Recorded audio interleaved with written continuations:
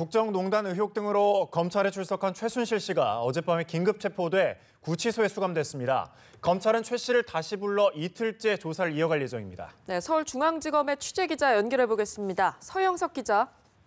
네, 검찰은 어젯밤 11시 57분 최순실 씨가 각종 혐의에 대해 부인하고 있고 증거를 인멸할 우려가 있다며 긴급 체포했습니다. 또 이미 국외로 도피한 사실이 있는 데다 주민등록상 주소지에 거주하지 않아 도망할 우려가 있다고도 전했습니다.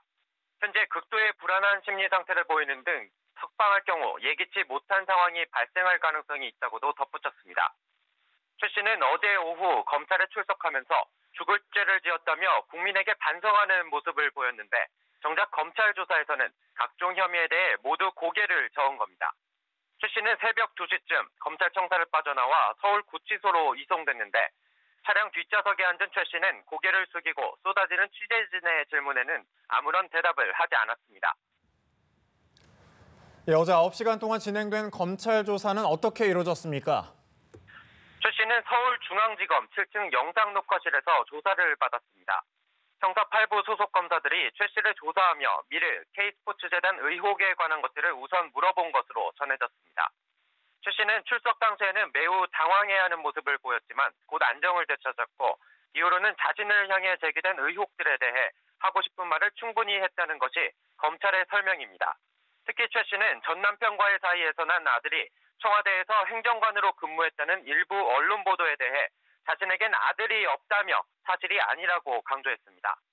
건강에 큰 이상이 있는 것 같지는 않아 보이지만 심장이 좋지 않고 공황장애가 있어 본인이 복용하던 약을 먹게 했다고도 전했습니다. 어제 저녁 식사로 시켜준 곰탕도 거의 다 먹었다고 합니다. 네, 조사가 순조롭게 진행된 것 같은데 그런데 최 씨가 혐의를 부인하고 있다는 건 앞으로도 검찰 조사에 상당한 시간이 걸릴 거다 이렇게 볼 수도 있겠습니까? 네, 그렇습니다. 검찰은 9시간 동안 진행된 조사에서 최 씨가 각종 혐의에 대해 전면 부인했다고 설명했습니다.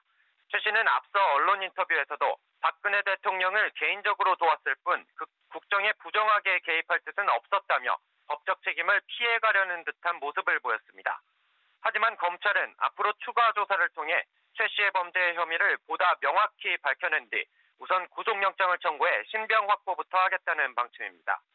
이후 최 씨의 혐의, 그러니까 청와대를 등에 업고 재단 설립에 필요한 기금을 강제로 모금해 돈을 빼돌리고 대통령 연설문 등 청와대 문서를 받아본 혐의 등에 대해 강도 높은 추궁을 이어가겠다는 겁니다. 여기에 딸 정유라 씨의 이화여대 부정입학 의혹 등에 대해서도 조사를 진행할 겁니다. 이 과정에서 전직 청와대 관계자들이나 본인의 측근으로 알려진 인물들과의 대질 조사도 이뤄질 것으로 보입니다. 수사팀은 어젯밤 최 씨의 금융거래 내역을 확보하기 위해 시중은행 4곳을 압수수색하는 등 혐의를 입증할 증거 확보 작업도 이어가고 있습니다. 검찰은 오늘 오전 구치소에 수감된 최 씨를 다시 불러 이틀째 조사를 진행할 예정입니다. 서울중앙지검에서 연합뉴스TV 서영석입니다.